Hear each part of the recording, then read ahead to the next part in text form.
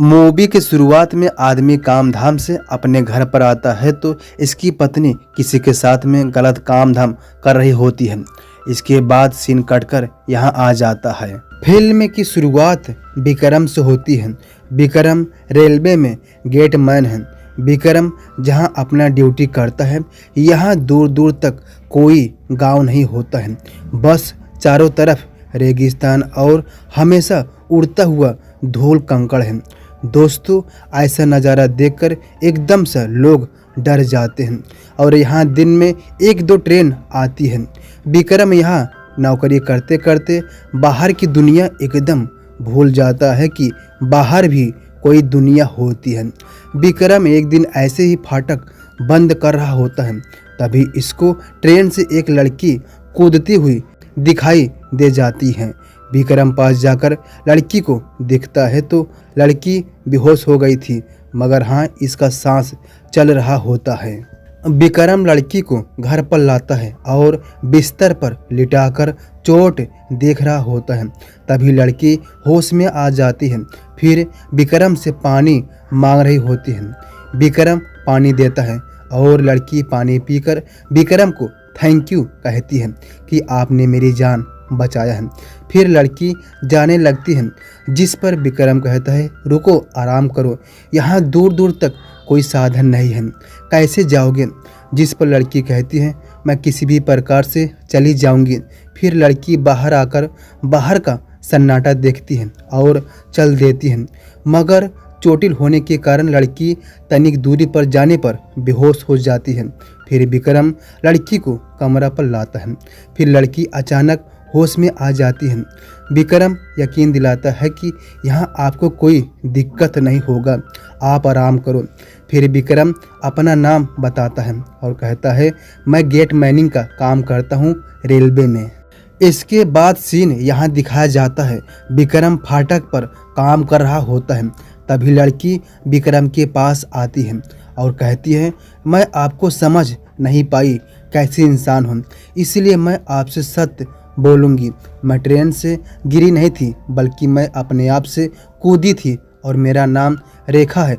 मैं एक डॉक्टर हूँ, साइकेट्रिस्ट।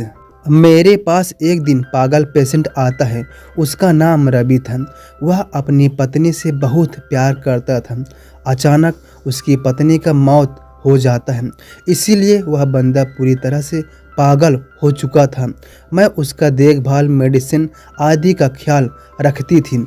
ऐसे करते करते हम दोनों में प्यार हो जाता है और हमने शादी कर लिया, क्योंकि रवि अब तक एकदम ठीक हो चुका था। शादी के कुछ दिन बाद मुझे रवि का दूसरा रूप देखने को मिला।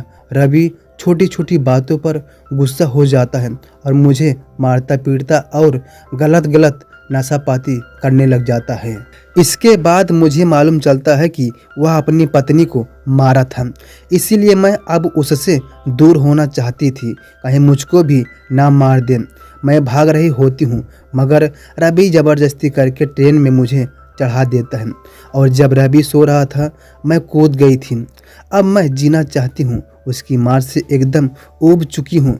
मैं उसका चेहरा कभी भी सामने देखना नहीं चाहती हूँ। इस पर विक्रम कहता है कोई बात नहीं, आप यहाँ आराम से रहो, कोई बात है ही नहीं। फिर फोन बजता है रेलवे का। विक्रम अपना वर्दी पहनकर बाहर जाता है अपना काम करने, फाटक गिराने। इधर रेखा घर की साफ सफाई कर रही होती है, तभी इसको एक बॉक्स मिलता है। उस बॉक्स में आईडी कार्ड था और कुछ पेपर थे। आईडी कार्ड में विक्रम का नाम अजय था और कुछ मर्डर के पेपर थे जो अजय नाम का व्यक्ति किया होता है। यह देखकर रेखा एकदम डर जाती है और तभी इधर विक्रम अपना काम करके अंदर आ जाता है तो रेखा देखकर एकदम डर जाती है और चाकू लेकर विक्रम को दूर रहने को कहती है।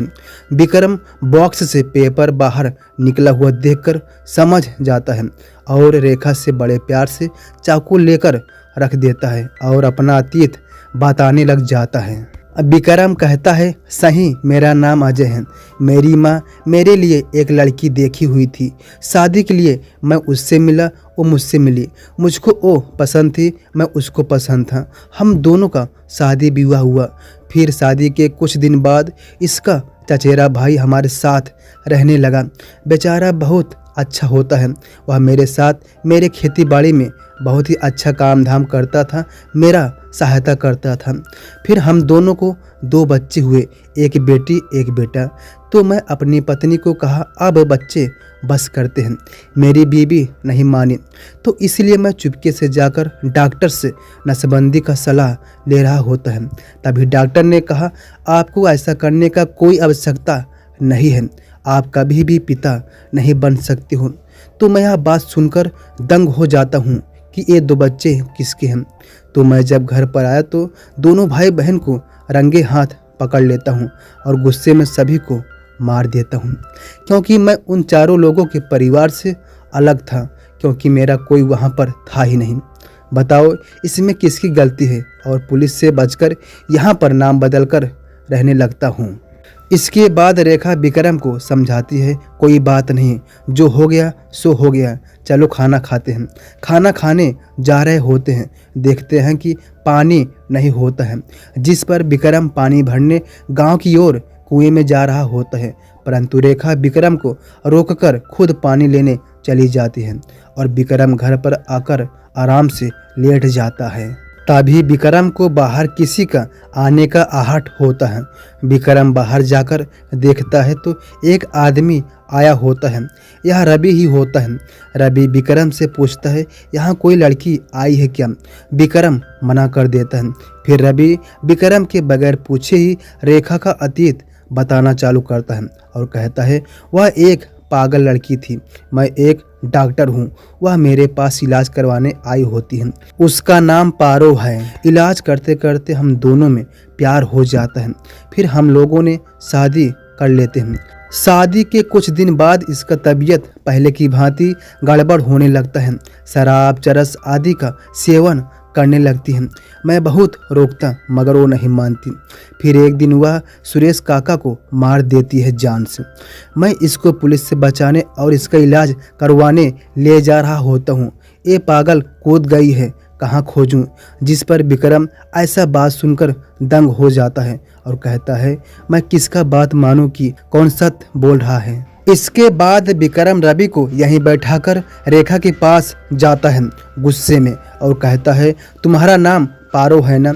इतना बात सुनकर रेखा चौंक जाती है और कहती है कि रवि आया है ना, और तुमको उल्टी सीधी बात कहानी बताया होगा और तुमको यकीन नहीं होगा कि मैं सही बोल रही हूँ। इतना कहकर रेखा खुद ही रवि के पास आ जाती है और रवि इसको लियाकर ले जा रहा होता है। तभी विक्रम रवि को आवाज़ लगाता है, सुनो भाई।